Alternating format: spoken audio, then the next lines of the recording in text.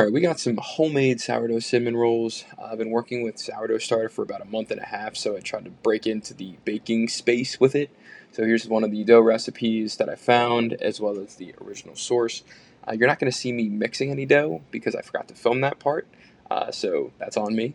But hopefully you enjoy the rest of the video. Right now what I'm showing you is me making the filling, which I definitely recommend you double this recipe to really fill up the cinnamon rolls. I felt like mine just didn't have enough in total, but basically just lining out the dough, spraying down the wheel, which honestly really helped it not stick, as well as the flour on the actual surface. Got it all spread out here, and then added our filling in. From there, I'm just going to show you guys kind of how I roll and cut this thing up, so enjoy. Some flour. The key is to get it really tight, so I really floured up the bottom too to make sure it rolled well. Kind of got to feel the whole part of this. Maybe I'll roll towards the camera.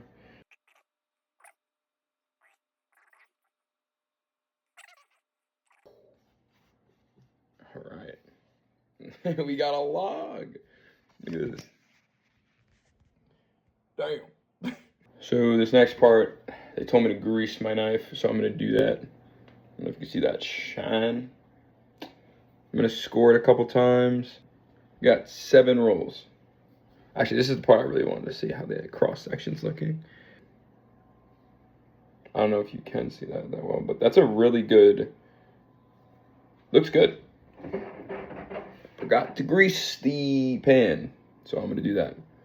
Unfortunately, I think the ones on the ends, because I didn't shave off any of the excess dough, will be a little extra doughy, but this is homemade sourdough based.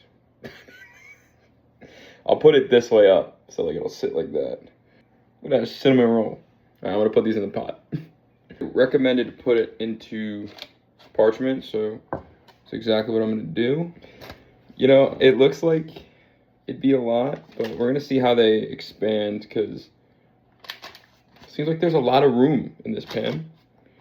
So I videoed it after I let it rest for about 2 hours, and as you can see, it got pretty thick, which is great. It's a great sign that the sourdough is working. Now it's time for the glaze. Gonna throw the recipe somewhere on here. I added way more cream cheese. I also added vanilla. That's just how I like it.